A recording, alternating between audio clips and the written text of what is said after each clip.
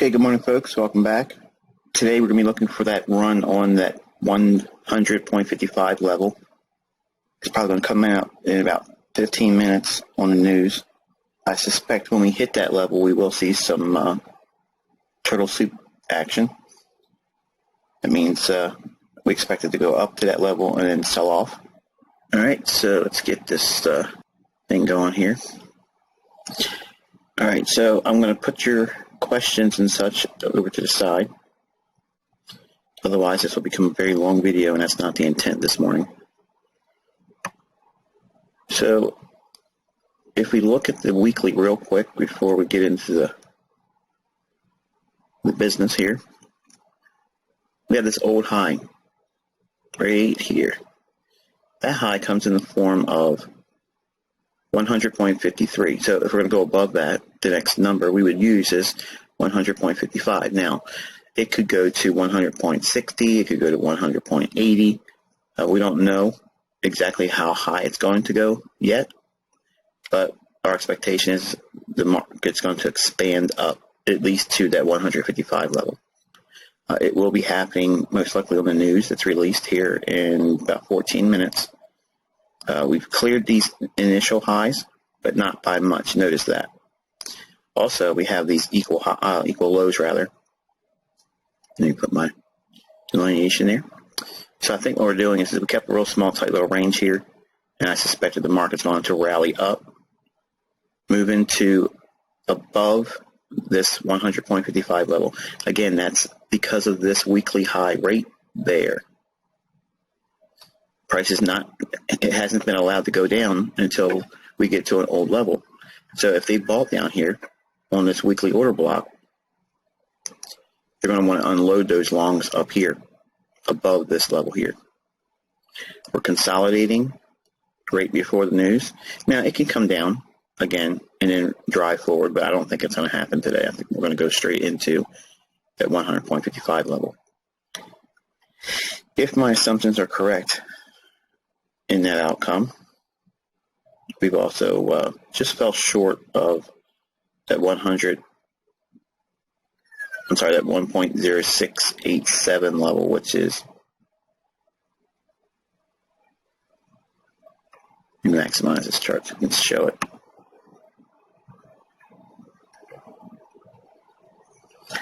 That's the last portion of this range in here, closing in. So we could see 106.35 as well.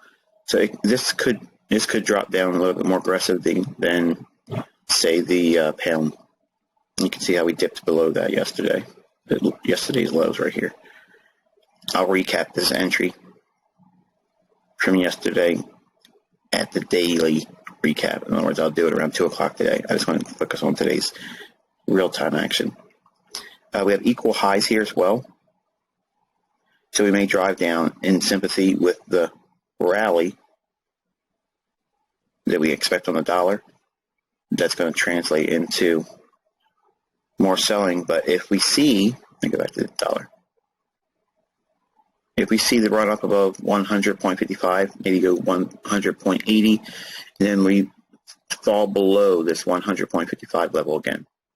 What that means is they ran it above this old weekly high, and then they're going to distribute those longs. So if they're going to sell off those longs there, we're probably going to see it trade back below 100.55. Now, that does not change the upside momentum or trend, and I'm not trying to pick the top. I'm just saying that that's the next logical area where the market's going to reach for liquidity, and it's based on a weekly chart, so it's really high probability. How far beyond that 100.55 level, that remains to be seen. I don't know, but I know that we are looking to at least drive that far up, and that gives us a short-term bias for cable. We're going to probably most likely clear out this high that we saw run up late yesterday on the heels of the euro pound, which they ran both sides of the marketplace on that pair. And we'll talk about that also in the daily recap. But for now, we're going to be looking just primarily on the dollar wants to get that 155. There's our buy side liquidity. And then we have layered buy stops here, here, and then we have the weekly gap. And that's assuming largely on how much we sell off if we get above that 100.55 level. And it may not do it all entirely, for this London session. It may need to roll right into New York. And we have news later on today for dollar CAD. Cleared out the equal lows in here, even came down here. So we have a little bit of a void also. Okay, so we have that level as well. On the upside, we have this low. Okay, so 134.90. But the focus primarily is going to be this this dollar run. So we're in an area of a breaker. And why is this a breaker? We have a down move right before short-term highs violated, so stops have been taken on this rally. We've broken through this consolidation with this drive down. We cleared some sell stops, but we have not seen any price advancement back higher, any significance. The only bounce has been contained inside this previous consolidation, where the buys have been taken to run up above a short-term high in here. So my expectation is I'm going to see likely the 100.55 level on the dollar, drive for that on dollar, which is upside pressure for dollar, which is going to put downside pressure on foreign currencies. That's also in line with what we'd expect to see for a breaker over here and further downside. So we're looking for another move below that 107 big figure for euro. And again, we could see it go down this low as 106.87 to 106.35 if we see continuation. So we could potentially see the 123.50 level washed out. Notice there was no R in my wash. I'm thoroughly obsessed about not using that R in my word now, as I should, but never really considered using it until it was brought to my attention. All right, so about 5 minutes, news will come out. We're expecting the dollar to rise above this this level right here. I'm going to open up a clean fiber chart and we'll work with this one. Okay, so you can clearly see we're in the breaker here. Down candle right before this short-term high. Had stops above it, buy stops. It was cleared out here. Washed out this low here. We're consolidating.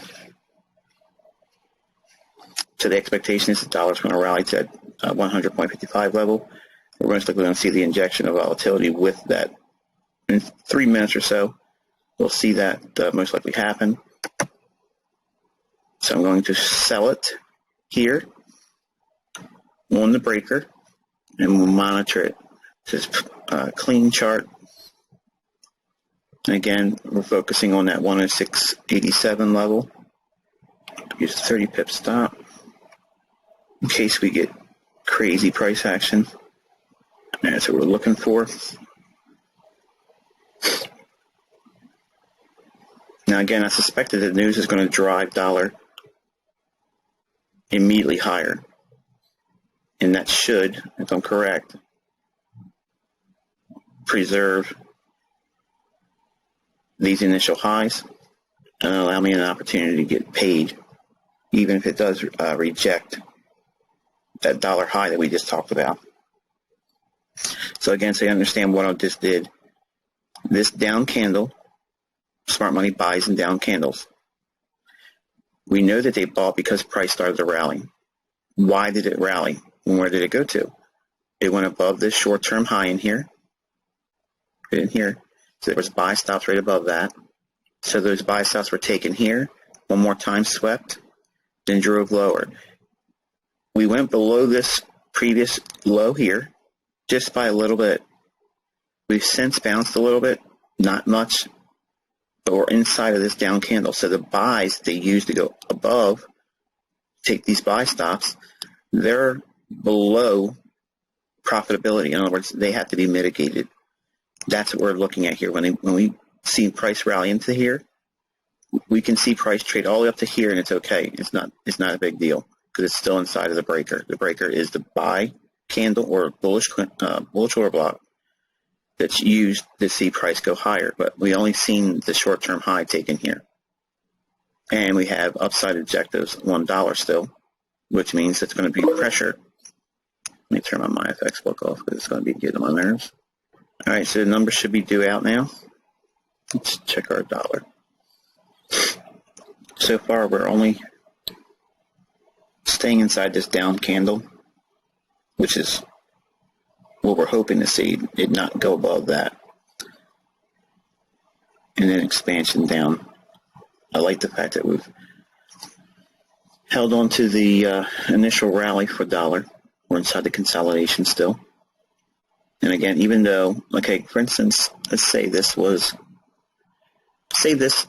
level here was slightly higher, and we did this run here above the 155 level. Then I would be expecting it to wash out and go lower, okay, or basically turtle soup from that run. Because we have that 155 level up here, there are known buyers above that level, above this 100.55 level. There are willing buyers up there. And if the dollar has been rallying, it makes perfect sense for them to take price there because they can unload longs. And when you unload a long, you sell it. And if you can find willing buyers higher than we are in price action, that's what leads to institutional order flow. You can see with that weekly chart we shown the reason why that 100.55 level would be even considered. And while this is typically a liquidity void in here, I'm not expecting it to be filled before this level because this has more draw, higher pool of liquidity would be resting above the 100.55 level. In other words, presently there would be, if we could weigh things out in a scale, there would be more buyers willing to buy up here than to allow price drop down here. We've already moved from this level. So while that may come back and be traded into at a later time, and maybe even today, I don't suspect it's going to go down to that level again just to go up because we've already breached these initial short-term buy stops here. The next area where they could unload longs would be up here. And they may drive it, not just above it by a little bit, they may really push it up there hard, really good. Even as far as, the 101 level. It could get wildly bullish seeing this weekly chart resistance level blown out. And if we expect that fosters at least for me, the comfort of being able to still stay inside this down candle. I don't feel so much anxiety about that. It doesn't mean that the trade can't go against me and they could still take this thing. In other words, it could go down here. I could be wrong. Okay, they could do that, but I'm saying, speaking in terms of probability, it's probably not going to happen before they take it up here.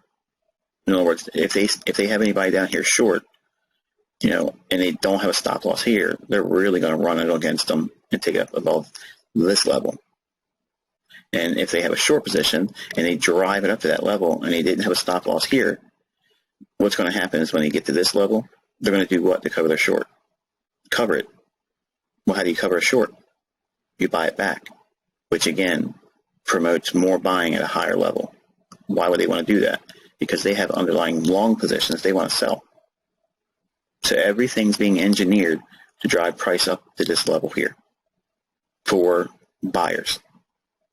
And if they can have buyers at a higher price, they can unload their long positions profitably and efficiently, all under the guise of delivering liquidity. It's not something we vilify them as a market maker. If you're getting fleeced, it's because you don't know what you're doing, and it's part of the business. Now, in terms of mitigation blocks, you've heard me talk about that a lot, and if you're new to my stuff and you join the mentorship and you're listening to this video, the idea of mitigation, when we see this up candle, right before we see the down move, this is the bearish order block because we know that the smart money sells in the up candle or up moves. When that up candle is violated right there, that becomes a bearish order block, this up candle.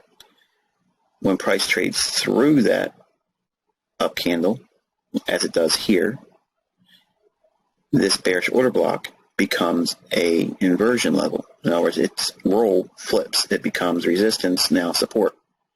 And you focus primarily on the upper half of that candle. Let me put it on your chart so you can see what I'm about to explain.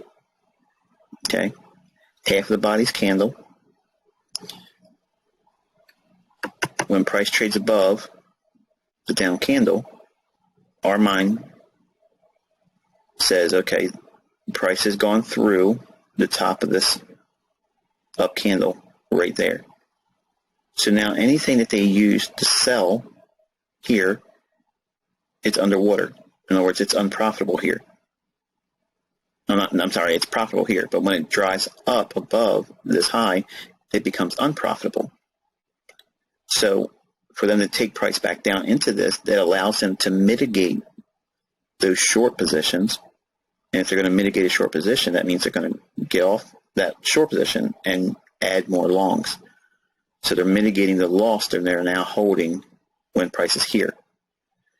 That's why we're seeing price hold on to this range that we're seeing in the shaded green area. So they're mitigating these positions here in preparation for an expansion to run to 100.55 level.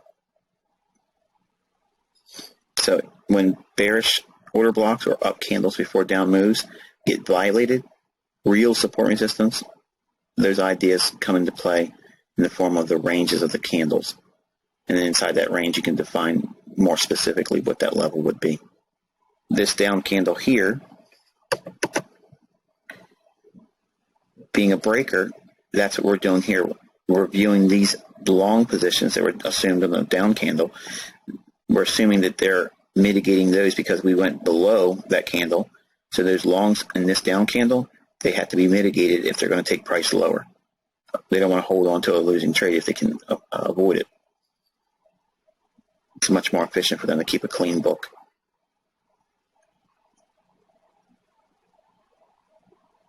Okay, we got about 12 minutes in the London session kill zone closes. So ideally we want to see price expand through, at least get through the initial high of the day. Now on the topic of MyFX books, this weekend when we release the teachings, you'll be instructed to get a MyFX book started this weekend. And I will have another MyFX opened that'll be moving in tandem with each of you.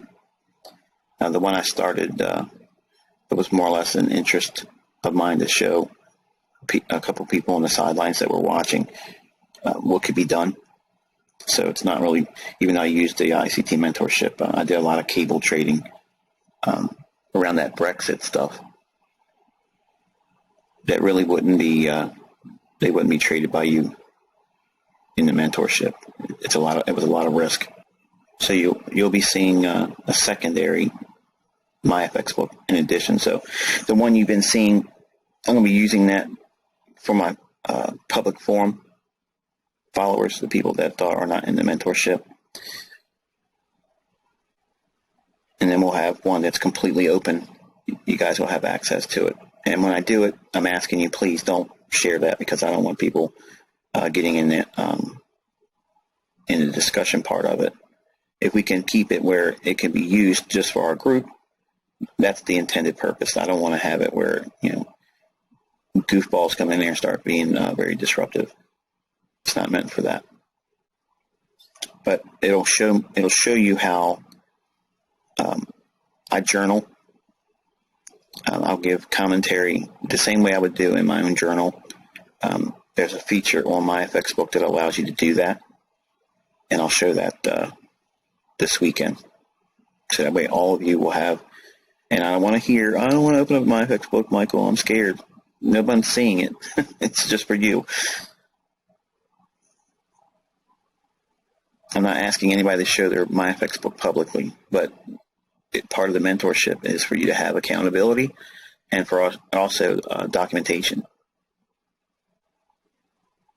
Because some of you are aspiring fund managers in the making, and this is going to be the beginning steps to you being able to show your potential principles that you can show a profit in a real low risk, smooth equity curve. I mean, you just can't tell them you did it. You got to show it to them. Now, we just transitioned from daylight savings time. And for about a week or two, there's always this muddy performance with the kill zones. There's like I guess it's a lag where folks that want to follow daylight savings time, those that don't, it creates a little bit of a gray area for the overlapping on the kill zones. And sometimes what will happen is you'll get these post 5 a.m. or what would be London lunch moves when they're generally not seen. And what I mean by that is, all right, say our assumptions are correct and we're going to see a move to that 155 level in dollar over here. Okay, our expectation is the market should expand higher. Green candle should be moving up into that 100.55 level sometime today. Preferably, it should be moving now, but it could do it a little bit later. And while it wouldn't normally do that during the 5 a.m. to 7 a.m. time period, again, relative to my time, so we're speaking in terms of New York, 5 a.m. to 7 a.m., typically the market will be in a quiet little holding pattern or a small little consolidation. If we're expecting lower prices, we already seen the initial move lower. This range in here that we created, these short-term highs and this low in here, generally what would happen is that the market stays in that little range between 5 a.m. and 7 if it's going to be a down day, or if we have downside objectives still to be met. The market usually stays in that tight little range, and that's the London lunch. Then around 7 o'clock in the morning, the market will start expanding again. Okay, and generally if it's going to be a down day, you'll see a retracement. In this case, it would be a retracement higher. We don't want to see that because we're inside of a mitigation block or a breaker. So the market is consolidating here. And worst case scenario is that it pops up here to the top end of that range of the shaded area. Again, I don't want to see that. I think we're going to roll over during post 5 a.m. Not because I'm in a trade and I'm hoping that's what it's going to be. I'm talking myself into a favorable outcome. I'm saying that the reason why I expect that today is because the transition from daylight savings time is still in effect, and sometimes it creates a lagging effect. So while generally between 5 a.m. and 7 a.m. New York time, that's usually a quiet consolidation, and then there's a retracement of some sort after 7 a.m. New York time going into the 8:30 or 8:20, and then the resumption of the trend or direction of the day that was established during London, then it's allowed to go and unfold, or the daily range, let's say, would be in line then, post 8:20, 8:30 a.m. New York time. And if that went over your head, trust me, there's a great deal more detail about time of day and kill zones in your mentorship. But I felt it necessary to talk about why it's possibly holding here, and it may roll over after 5 a.m. when normally you don't want to be trading between 5 o'clock in the morning to, well, I've done trades as early as 6:30 in the morning my time. If I get up and I see something I like, I'll assume a position then. But generally, I like to see it happen between 7 o'clock in the morning and 8:30 in the morning. That's like to me, it's like the sweet spot for the New York kill zone. About 2 more minutes now 1 minute before the ICT London kill zone ends. And again, I would rather see that high breached before we close the kill zone to keep everything in line, and IPTA will be on schedule. Let's put it that way. Okay, it's 5 a.m. London Open ICT kill zone is closing for London. So far, it looks like we still have upside expansion due for $1. We're about to take that initial high out, noted by that red line here. Once that's taken out, we don't want to see any give back. We want to see it expand. In other words, just create a big green candle. Now again, we got to go into a role-playing model. Looking at this price action here, would you be comfortable if you were short? I'm asking rhetorically, so I'm not seeing your questions or comments. I'm just asking for the benefit of those watching the video that's a recording. Would you be comfortable seeing that as if you were short on dollar, or if you were bearish on dollar, would you see this price action as positive for your bearishness? Would you feel comfortable if you were short and you had your stop loss up here? If you were short and you didn't have a stop here, chances are you probably have it above that weekly high up here. And you would be thinking, well, that's a good 20 pips away. I should be safe. That's what retail thinks all the time. Okay, if it's about to expand, create a new intraday high on dollar. I've been getting a lot of emails asking if I have ever traded dollar index, and the answer to that is no. I use it as a barometer. It helps me direction. It helps me build a directional model for my trades. So I treat it like the Dow Jones Industrial Average for stocks. Now, when we take London session entries, typically we're never really in a rush to take our stop to a break even. We like to keep our stop at the same location we used when we first got in the trade in London and carry that stop all the way to New York's open. The time that changes, and the time, in other words, the way that protocol changes is when we're up against something like we're looking at here. The dollar is up against a long-term resistance level in the form of that 100.52 level on my data feed. I rounded up to the next 5 level, which is the reason that 100.55 level is on the chart. Because we're in close proximity to that level, we have a potential to cap that range at that level or just above it.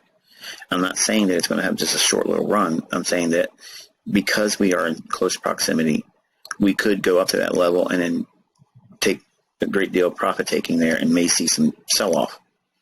That's not something you want to sit through.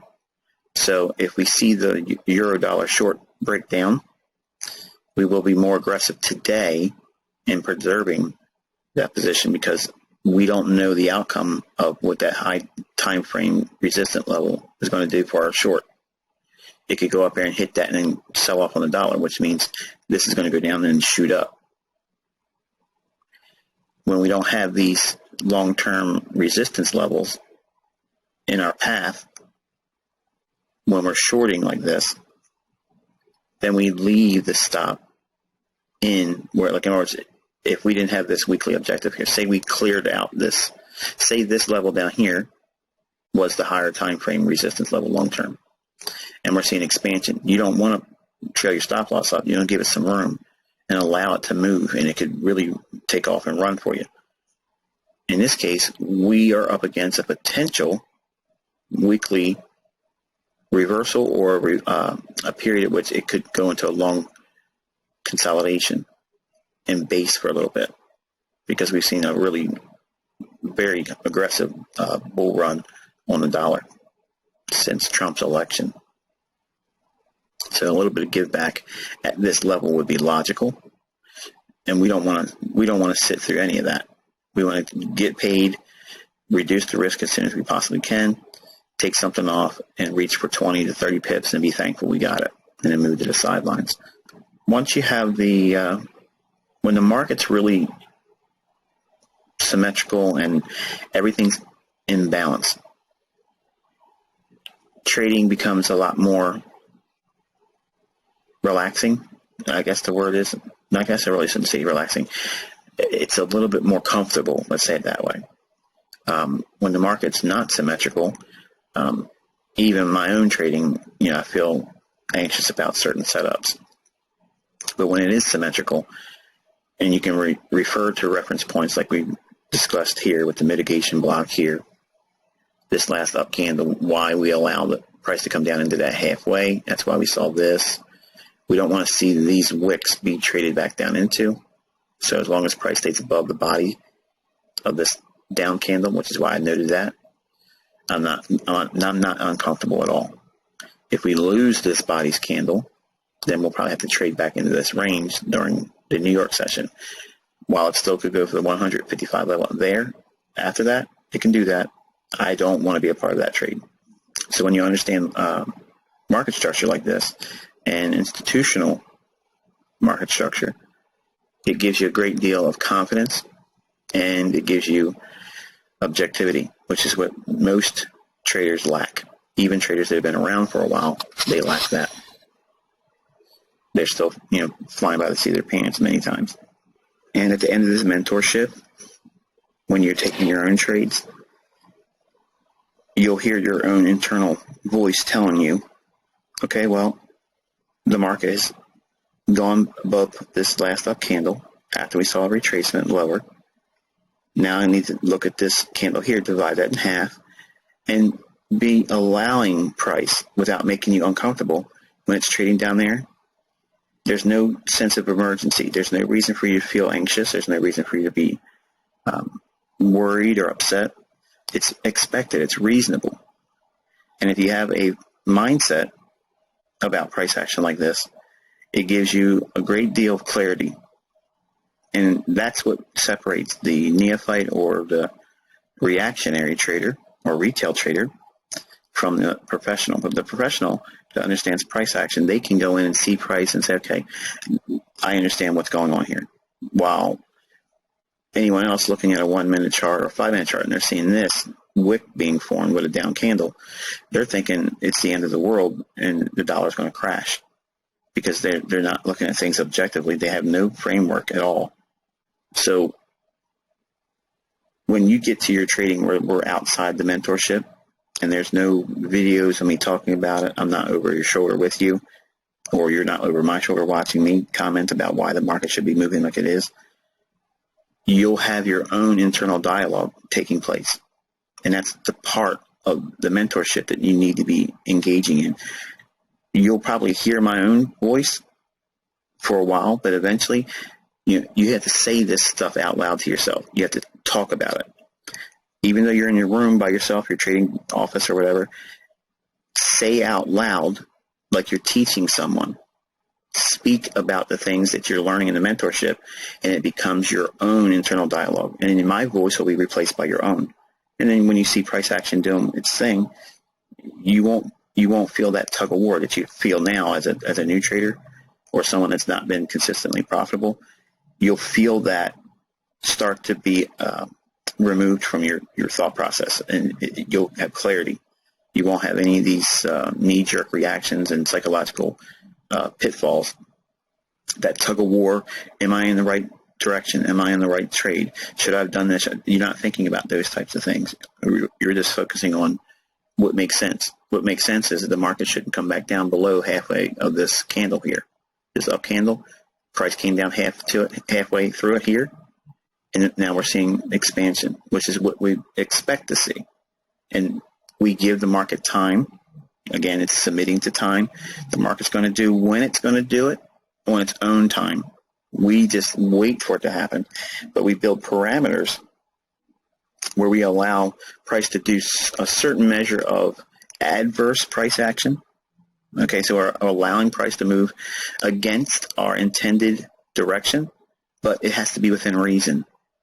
If this thing was a mitigation block, it wouldn't need to come all the way down here to do it. To do that jeopardizes the outcome or the framework of your trade or my trade. So what I'm willing to see is I want to see this up candle right here, half of that be eroded into, which is what we saw. They wicked several times into it. 1, 2, 3, 4, and now we got through the last down candles bodies. These down candles have now been turned into bullish order blocks. So now going forward, institutional order flow permits us to trade a little bit higher, and it can retrace back down into this level right there. This no longer is a viable level because it's been breached, so we remove that. So now we wait and watch to see if there's any further expansion. If it starts to retrace, we do not freak out. We do not get scared. We don't panic. We don't send direct messages to ICT. We don't send them in the question box. What should I be doing? Should we take profit? You're not asking me anything. You're observing. So when price expands like this, we permit price to come back down. This is a retrade to that price now. It broke through the previous high. It can come down here in this candle, hit it, trade back down to this one a little bit too, and then expand. That's all normal. It's all normal price action. But sometimes you'll see this and say, okay, well, it just went above that high. It's at a turtle soup sell. No, this is all normal price delivery. Why would they? No, I'm thinking out loud now because I'm thinking, if I was new, what would I be thinking about this setup right here? Why would they only allow price to go up just this much and then reverse it when they have the stops so close to where they're at right now? It's just a short little distance to spike it up in there, and they could do that in 1 minute. They could do that. They could gap up there, 15, 20 pips, and run those 10.55 stops. Why would they want to just come after this buy-side liquidity when they have these huge weekly objective resistance levels where they see people, obviously, there's going to be traders that have orders up there because they're looking at a higher time weekly chart. So if they have this big neon sign, and I make this joke a lot, everyone's looking for a neon sign. Well, there's your neon sign. Okay, there's willing buyers up there, and they're screaming, "Sell to me, sell to me. I'm right here. Sell to me." Well, the market's going to oblige them because they have underlying long positions, and they want to get out at a profitable position. What's the best place to sell? At a higher price. So while we have expanded above this initial intraday high, that's great, but I don't believe the train's finished. I think it's going to drive up into that 155 level and accommodate those individuals that want to buy at a higher price. And that's that market efficiency paradigm in action. So we hold and we wait and see the outcome. Now bear with me for a few minutes. I'm going to put you on mute. I need to get something to drink. Now the longer it takes just below a resistance level like we've outlined for the dollar, the longer it stays down here, the more inclined I'm to believe that once we get to that level, it's probably going to be a great deal more profit taking. In other words, we could see a turtle soup there. And again, that's the reason why we need to be nimble about our short position on our euro trade. We want to take something off, get our stop down to break even, so that way we can objectively manage the last portion. Now, the other thing I'm looking at is I'm balancing market symmetry. We're seeing a higher high in the dollar, which is our intended outcome. We expect to see that. That's what we're looking for. It's the favorable price delivery that suits what we're trying to do in terms of our trade. The euro has yet to make that lower low. That's problematic. So we need to see and start seeing some downside movement on euro. We need to get back down below this low. And it's all part of trade management. when you first started trading, or when you first started learning about trading, or before you got involved in it, and you heard everybody making all this money, you thought it was like a rock concert. You get in the charts, and all these trades take 5 minutes, and you're done. This is what it's like. It's a whole lot of this type of stuff. You sit and you wait and submit the time. I remember as a new trader, I saw the things that were talked about in all the books I bought. I bought a lot of books. And you see the outcome of their examples. And you see the example. You see it, say, a daily chart or a weekly chart. But you see the move, and you're thinking, wow, if I did that same trade, I would be so profitable. I'd be so happy. But when you actually start doing it and you get in the trade, you're like, why is this taking forever? Why is this not doing like the books said? Well, the books never said it's going to take 5 minutes. And that's why I try to tell you that you have to submit the time. You got to let the price action move. It has to take time for these things to pan out. As a new trader, that was one of the hardest things for me to do is, okay, I have a trade on, and I have an objective. Why does this thing hurry up and give me my money? It's not your money. You got to take it from somebody else, and they're not in the line to just give it to you freely. So you have to wait. And watch the dollar index. We had this level already on the chart. It can trade down into the body of this candle here. In other words, let's do this. It can trade down into that, and that's permissible. It's not the end of the move. It's not something to be concerned about. It's normal price delivery. Minor little retracements is the other thing that used to scare me out of the trades. When I was trading bonds and I would be trading S&P, the moves inside the intraday price action would sometimes be, well, erratic. It could be a lot more choppy because it wasn't always in a trending market move. We had a lot of range trading when I was trading. Then ultimately the big bull market took off, and obviously everything became a trending environment. But sometimes the retracements would be enough to scare me, and that was the hardest lesson for me to learn. Is if I was bullish, say for a matter of example, say this dollar index chart was the S&P, and say I was long, and say I bought down here. Okay, now I didn't know order block in institutional order flow back then. I just knew simple stuff from the books and was discovering a lot of things. And most of my work came from learning from George Angel and Larry Williams as it relates to the S&P. But when I would be long in here, okay, and I have a little bit of a movement in my favor, as soon as the market would retrace back down, I'm scared. I'm bailing. I'm getting out. And then no sooner than I got out of the trade and collapsed the long, then you see what? Boom! The market would explode up.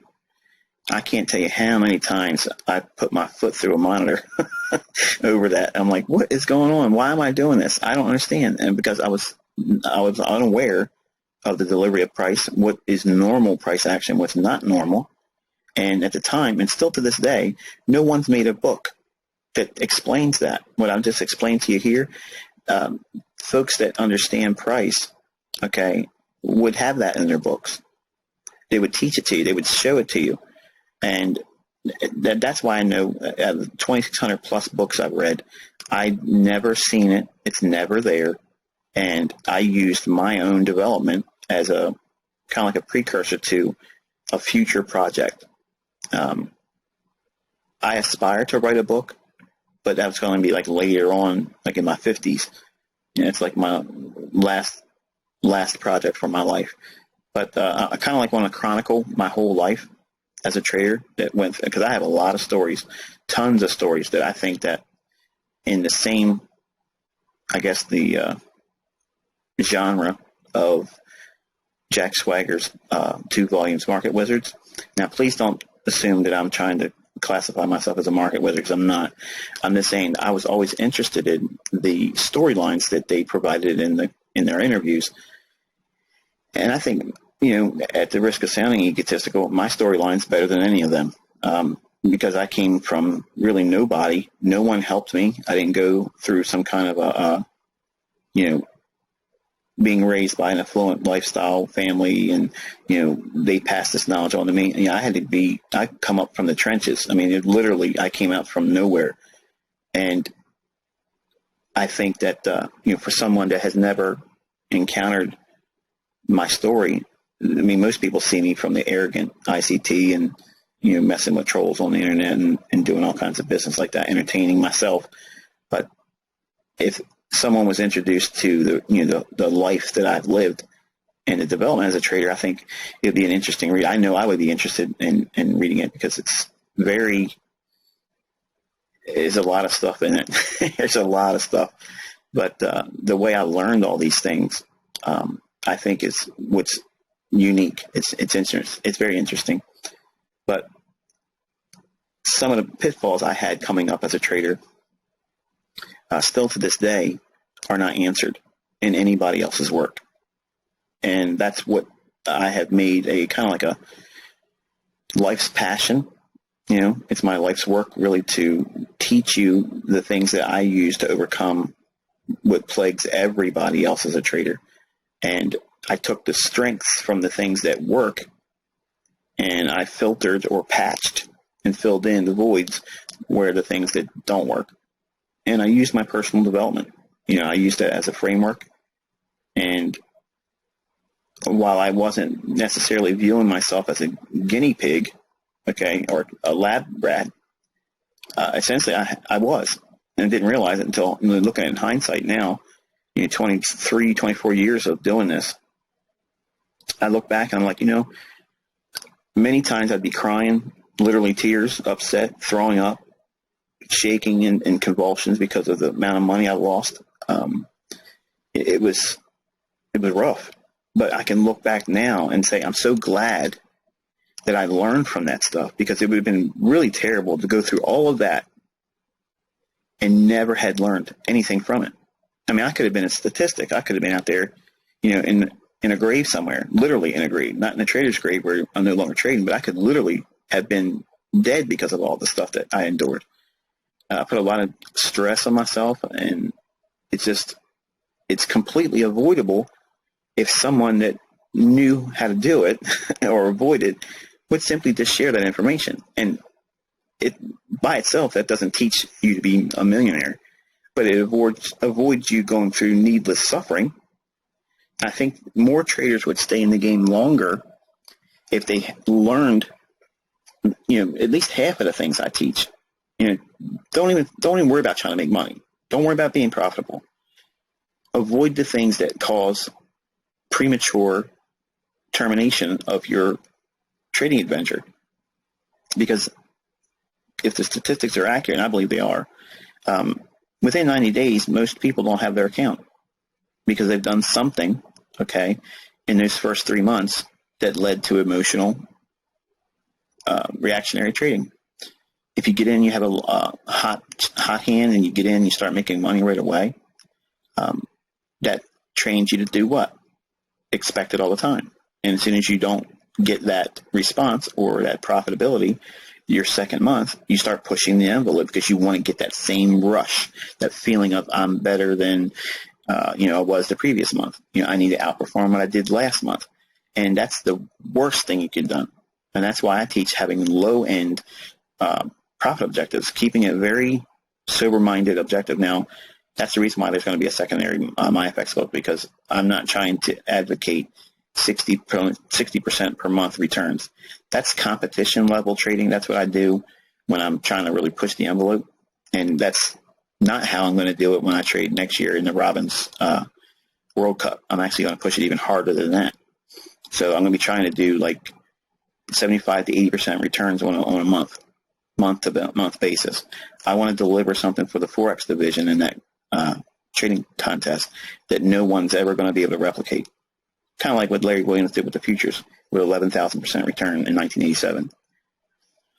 So what I'm saying here is if folks would spend the time, understanding what price is doing and why it's doing. And what I'm watching, I'm waiting to see if this low is violated on Euro, then we're out of the clear.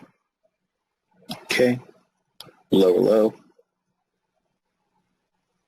Retrade back to this level is permissible. So now I have my reference points. I just want to make sure I keep that in mind and not talk myself away from focus. So, and this is what I was talking about earlier in the example. Say I was long on the S&P and I saw this little bit of retracement. That would have scared me, and then all of a sudden, boom, explodes. That was the repeating phenomenon as a new trader for me. The retracements or the normal retracements and price delivery, they would scare me. It would spook me out of the trade. And it was so frustrating because many times that would happen. I would have enormous positions on, way over leveraged, hugely over leveraged. But I didn't have anybody to tell me what I was doing was wrong. So I was flying by the seat of my own pants. So here I am. I'm sitting in my aunt's bedroom. I'm paying room and board to stay there, $50 a week. Okay, back then, $50 for what I was earning was a lot of money. And I'm quietly making, money on my computer, and I'm putting all these huge trades on. I had no idea what I was doing in terms of leverage. I had no idea what I was doing money management. All I was doing is following buy signals, and it's all I was caring about. And I would be long 3-4 contracts with S&P. Now, this is back when the S&P was $500 per one full handle. They ended up splitting it in half years after I started and moved it to $250 per pip, or per handle, rather, for 100 basis points. It would be $250. When I was trading, it was $500 per 100 basis points. So here I am, I'm trading, $1,000 per handle, okay, on an account that just barely had the equity to hold that, okay? You have an initial margin that you have to have before the trade can even be opened. Then you have maintenance margin for futures trading. So yeah, I didn't even know what that was. I was putting the trade on. As long as it let me take the position, I'm doing it, right? So I'm calling the broker up saying, this is how many I want to buy. Okay, it is what it is. Lynn Waldock's H-Desk, what's your PIN number? Give the PIN number. Well, how can I help you? Yeah, I want to buy for June S&P at the market. Okay, hold for your fill. Okay, confirmation number, blah, blah, blah. Long June for S&P SPOOs. Done. And it's it. Now, notice I didn't give you a stop loss. You're right, because I didn't have one. I didn't have an objective. I didn't have anything. I just wanted to be in. Okay, so now naturally think about it. I'm giving you this example. Say the dollar index was the S&P. I'm long down here, and I see this tiny little retracement here. I'm freaking out because I had what? I had a $1,200 profit a minute ago. Now I only have $150, $175 profit. I don't want to see it lose. I don't want to see a loser. I don't want to see it come back against me. So what happens? I get scared. I call the broker up, go through the whole process again. The whole time, price is still ticking down against me in retracement. So now I only have $115 profit. Okay, I want to get out. Get out. Sell me now. Okay, hold for your fill. Those 10, 20 seconds is like a lifetime on the phone when you call your broker. Now, again, we don't do that today. It's all click and go. But back then, we had to call our orders in, and you had to wait. And God forbid the market's active and you got to wait for the desk to answer your phone. Oh, man, it's panic city. You think you're having a freak out session now when you're trading Forex.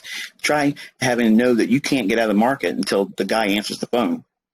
Okay, and believe me, that is unnerving. So here I am. I'm sitting here watching the retracements on these moves, and I'm bailing. I'm getting out. I'm collapsing them. And all of a sudden, you see this. This is what takes place. Now imagine, I'm up potentially up, if I was held on the position, several thousands of dollars. And this was happening almost every other day because I was trading every single day. Trading every single day with the expectation of catching a big move every single day. Again, not knowing what I was doing. So one of the lessons I learned was when I understood how prices delivered, I immediately went back to all those storylines like I just showed you in this example, talking about it reflectively. And I was like, you know what? That was the answer I needed back then, but no one was able to teach it to me.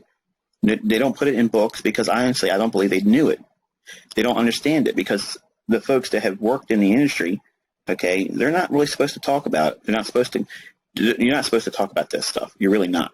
So I had to create a language, and some of it sometimes sounds comical. The Judas swing. When I dubbed a certain protractionary state in the marketplace, I already knew that was going to come with some certain measure of backlash to those people out there that think they're smart. They think that they're hot shots. They think that they learned Wyckoff, they've learned supply and demand, they've learned moving average crossovers.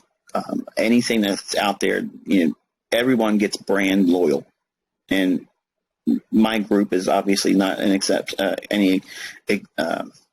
status to that either. In fact, my following is probably much more aggressive. They're radical. They're highly supportive of me, but I'm polarizing. Either you love me or you hate me. There's no in between, and that's all been part of the carnival atmosphere I created on America Online, because it draws a crowd. Whether you like it or not, you'll watch. It's like a train wreck. You don't really want to see it happen, but you can't look away. So the folks that get enamored by it and then think, oh, wow, this is something to this, let me look into it, that's the person I wanted to hook. That's who you are. You're here because you saw something that made sense that you didn't understand before, and it resonated with you. That's that feeling I had when I was learning all these things from an institutional perspective. It made perfect sense. The things that I endured in my own trading, the things that I was taught, all of it meshed together, and it gave me a complete, comprehensive understanding that I otherwise would have never got. So when we look at price and we see retracements, or we see price reaching for a specific level, it's not random. It's there because it's normal. When you get in your car and you put the key in the ignition and you turn it, what's the reasonable outcome? It should start up. If it doesn't, there's a problem. Not in the problem of your procedure. The protocol, you getting in the car and putting the key in the ignition and turning it, expecting the outcome of the ignition starting the vehicle up, that's expected. You don't need to change that procedure. If it doesn't start, then you got to say, okay, well, what's going on? Do I have a connection with my battery? Do I have gas? Okay, then you have to, there's checks and balances. Well, trading's the same way. We look for specific things that start the idea or the trade, okay? The key is knowing what it is. Just like that key, you can't start the engine up without putting that key in the ignition. Well, you have to have the keys understanding why the price should even start going in the direction. Our understanding is that there's buyers up here. So that's what starts this whole process. We believe the price is going to go up there because there's willing buyers. So if that's the outcome, between that terminus, or where the outcome comes to completion, and where we're at now, what are the normal expectations between that ending and where we are right now? And by having that framework, it gives you reference to say, okay, this is normal. It's normal to expect these types of things. It's normal sometimes to get in your car in the cold weather and put that key in the ignition and turn it, and it doesn't fire right up. It has to crank a couple times and then fire up. That's reasonable. Why? Because it's so cold outside. The engine's cold. It's a normal expectation. Now, if you give it to, now I'm going to say this, ladies, please don't take this wrong, okay? But my wife, when we first got together, we had a really cold winter in Maryland and really deep snow, and she went out to her car, put the key in like anybody else would, put the key in, and at the time we owned a Pathfinder, and she got in the truck, turned the key, and it was like, and right away, because it didn't fire up, she turned the key off, ran back in the house and says, Michael, look, there's something wrong with the car. I was like, what do you mean there's something wrong with the car? And she says, it won't start. So I said, okay, well, let me go out here and take a look at it. She's, watch what happens. Let me do it. I'm like, okay. She gets in. It doesn't even give it a chance to fire up. It's, see, it doesn't start. I said, what are you doing? You got to give it a chance. I told her to turn the key and let it crank a couple times, and then, woo, it started up. But because of her limited experience dealing with it, because when we got together, she was only 19 years old. So we're talking about way back. So long and short of it is, lack of experience, okay, even something as simple as that, it gave me clarity when I understood the things that would be reasonable in terms of the way prices reacting. Okay, my wife, because she was young and this is the first time she's ever dealt with it, because she didn't really have a vehicle like that until we got together. She was young, and I was recently divorced from my first wife. So the long and short of it is I'm trying to draw a parallel or an analogy on how when I saw these things happening in price, and I attributed them to things like we do every day. We just take it for granted. Things that we normally do, there's a process, there's a procedure to it.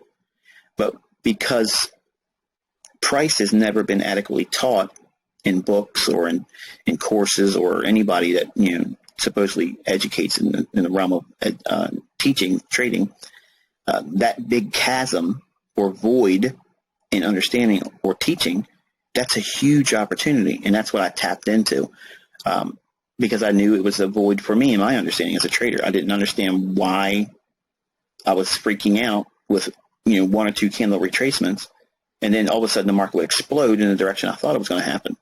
That is demoralizing, because if I would just had half of the positions that I gave up like that, it would have been much, much better for me, in terms of where I'm at in life, because it would have been a lot more money. But the adverse feelings about doing it over and over again, that's the part that's the part I wish I could have avoided. And if I can do that with your learning, to me, that's a success, because it's avoidable. It's 100% avoidable. There's no reason for anybody to go out and endure all the things I had to go through. But you can't get there without having a frame of reference. And that's why I wish there was a book. I wish there was a book or some other source where I could have pointed to everyone and say, hey, look, go here and check this out, because this has been what you've been looking for. It doesn't exist. Now, again, over here, watch the down candles. We didn't run to the 155 level. They left those intact. Candlestick guys are going to see this as a pin bar when the liquidity still rests above 100.52 relative to the weekly chart. And again, this is the reason why we do not jam our stop loss down. Because if we would have lowered our stop loss down to break even or stay just above these highs over here, now all of a sudden we'd be worrying, oh, it's gonna hit my stop, versus focusing on, okay, well, this is reasonable expectation. This is reasonable to expect it to retrace back down here. It changes and shifts your focus to what you really should be focusing on. There's two types of traders, and you gotta figure out which one you are right now, and you got to figure out how to become the other one I'm going to refer to. There are traders that trade to make money, and there's traders that trade and fear losing. 99% of traders today are traders that fear losing. So you're trading scared money. Scared money is very hard to make money with. It's very, very hard. And my example and analogy using the S&P is a case study that I have hundreds of those. If we were to sit over top of old journals, I could show you where I literally was crying, over the journal, thinking, what is going on? Why can't I get this? Why can't I grasp this? It's like I see it happening, but I allow the market to scare me. And when it does, I get out and I collapse the trade, and I'm demoralized by it, because it would be so much easier if I would just not do it. Now, the answer to this would be what? I'm not asking, so I don't want to look at anybody's questions. As soon as I see something that's going to divert my attention there, and then we'll be talking until 8:30 in the morning. But what do you think the answer would have been for me to overcome that? The easiest thing is when I put my trade on, know where I want to get out at, put my stop loss on, and then set a time where I had to step away from the market, allow either the stop or the objective to be hit, but allow some time. When I started doing this, I did it in increments of 30 minutes. I said, okay, I'm in my trade. The stop, I put a stop on, I put a limit order on, and then I had to walk away, and I had to literally walk out of my aunt's house for 30 minutes. and I would walk around the 2 cul-de-sacs that we lived in to allow the market to do whatever it was going to do for those 30 minutes. And I'd come back and I'd look at the chart, and sometimes I'd be